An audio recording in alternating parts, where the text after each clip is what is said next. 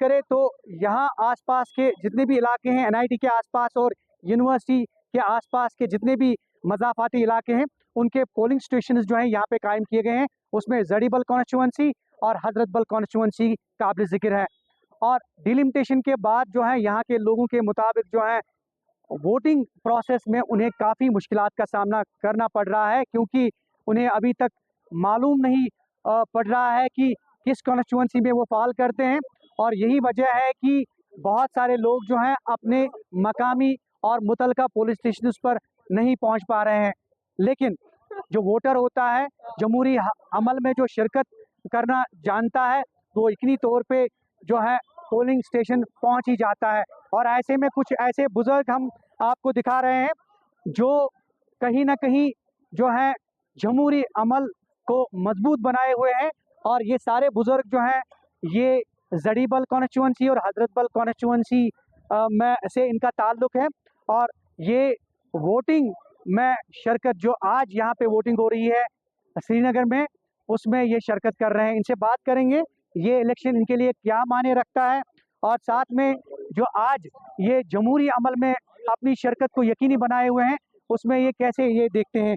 पहले आपको दिखाते हैं, ये आप देख सकते हैं चेहरे पे झुर्रियाँ, और ये जो बुजुर्गी जाहिर है चेहरे पे, इससे आपको अंदाज़ा हो गया होगा कि इस उम्र में भी ये वोट डालना जो है वो मुनासिब समझते हैं। और यही वजह है कि ऐसे ही लोग जो है जमहूरी अमल को जिंदा रखे हुए हैं।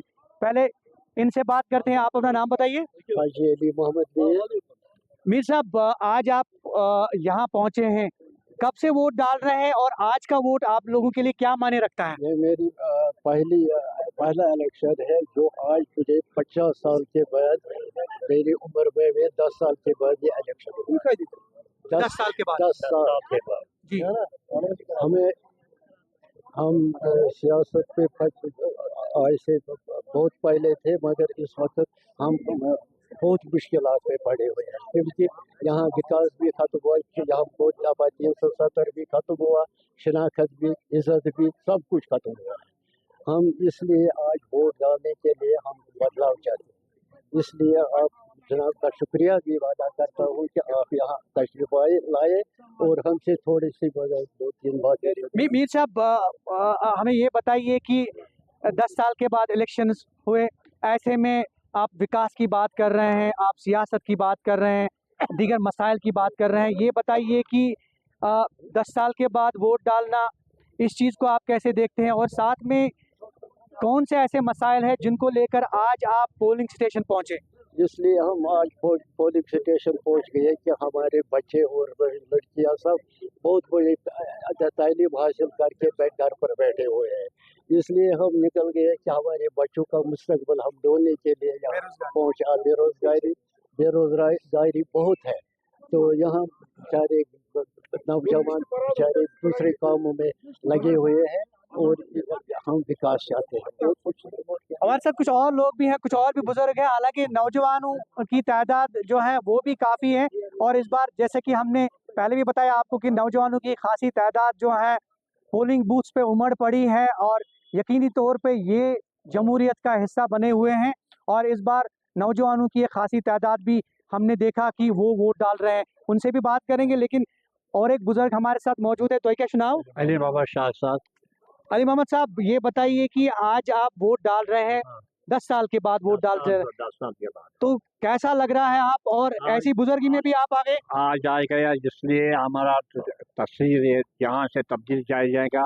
हमारा हुकूमत जो पहले था वो उस वक्त काम निकलता। आज वंकस क्या बात क्या वंकस आय हुकूमत यथ वोट त्रा खतर आज बन ये सरकार बने तम से काम तम से बाकी चीज दफा 300 ये तम वंकन क्या अहम मसले यम जन लुकन दरपेश? ये तोमुल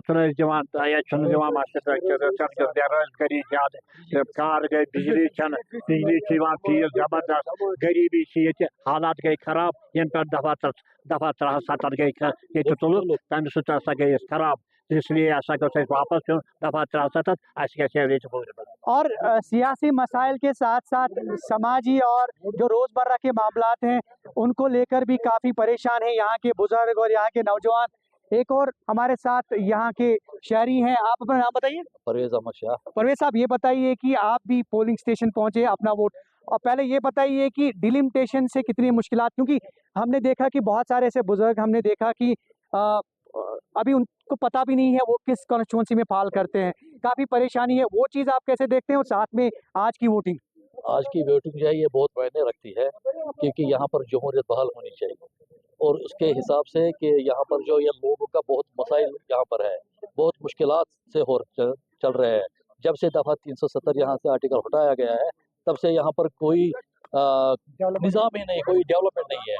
कि हम चाहते हैं कि जो हमारी मुंतखब गवर्नमेंट रहेगी यहाँ पर, वो हमें रोजमर्रा के मसाइल वो कैसे हैं, या फिर जो आप लोग जो नौजवानों के मसाइल या दीगर मसाइल? हाँ, जो रोज मसाइल के मसाइल है वो बहुत बद से बदतर हो रहे हैं यहाँ पर, क्योंकि जब से यहाँ पर ये दफ़ा 300 आर्टिकल 370 हटाया गया है, ये लोग बोलते हैं, गवर्नमेंट बोलती है यहाँ पर कि हम ये मसले हल कर रहे हैं, हमने वो किया, हमने ये किया, मगर यहाँ पर कुछ डेवलपमेंट नहीं हो रही है। क्या चाहते हैं आप?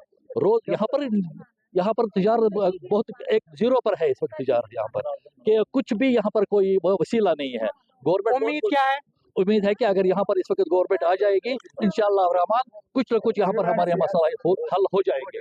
आप ये देख रहे हैं, मैं कैमरामैन से कहूँ, ये बुजुर्ग जो हैं यहाँ पे आप देख रहे हैं, किसी की उम्र 70 साल, किसी की 80 और किसी की जो है उससे भी ज़्यादा है, लेकिन ये पोलिंग स्टेशन पे पहुंचे हैं सिर्फ इस चीज़ के लिए कि ये बदलाव चाहते हैं।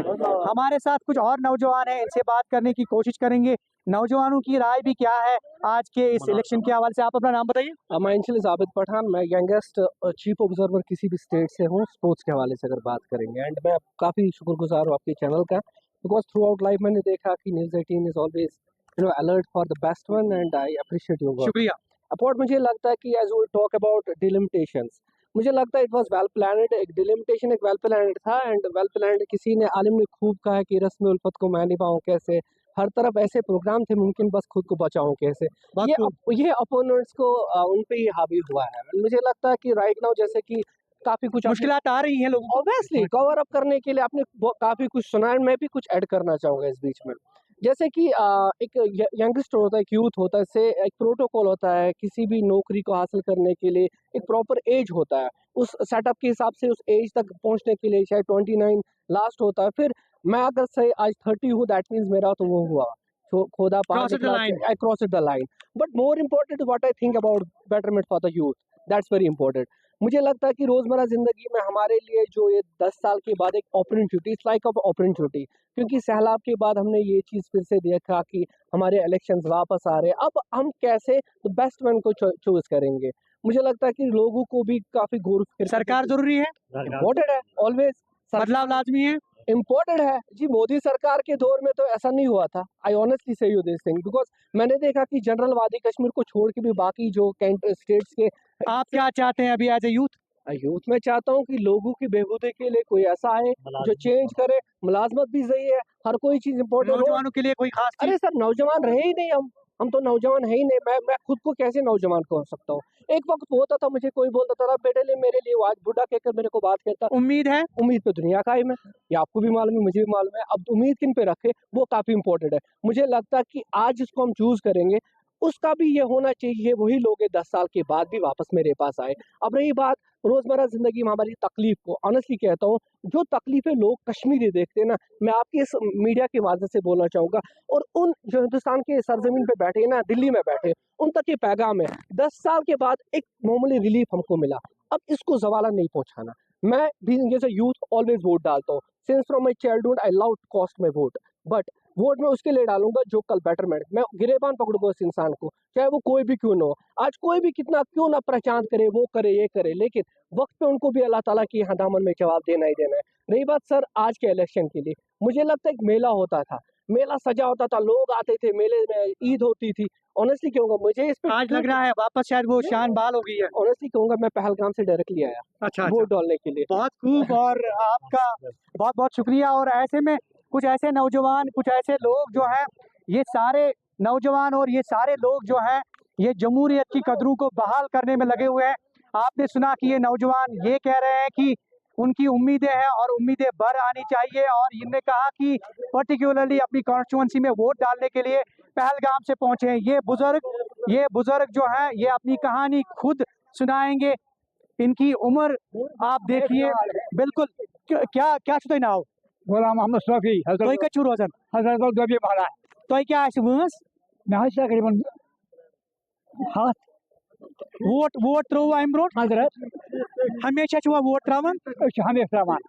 अच्छा अजुक वोट क्या माने छु थावन तुंद खतर शाबाश शाबाश माने ओस इस पर्जन का चीज पर या थुन मरकजन वोट लोगन आई ग्रेक अगर लोग रजबरी दे मरकज यूज ग्रेक आ जाने के प्लीज तो छु यसान सरकार गज बने अस पन सरकार से पन जम्मू कश्मीर सरकार से क्या उम्मीद छु उम्मीद है बाकी प्रॉब्लम सर्विस प्रॉब्लम। आप ये देख रहे हैं, ये बुजुर्ग भी जो है उम्मीद आस जो है वो जगाए हुए हैं कि कब सरकार बने और सरकार जो है इनके सारे मसाइल को हल करे। वैसे ही ये बुजुर्ग और नौजवान, इनकी बातों से भी साफ जाहिर है कि किस तरह से ये चाहते हैं कि जमहूरियत के जरिए जो है अपना नुमाइंदा चुने और सरकार बने, और वो सरकार जो है इनके काम करे। ज़हूर रिजवी, न्यूज़ 18 नेटवर्क, हजरत बल, श्रीनगर।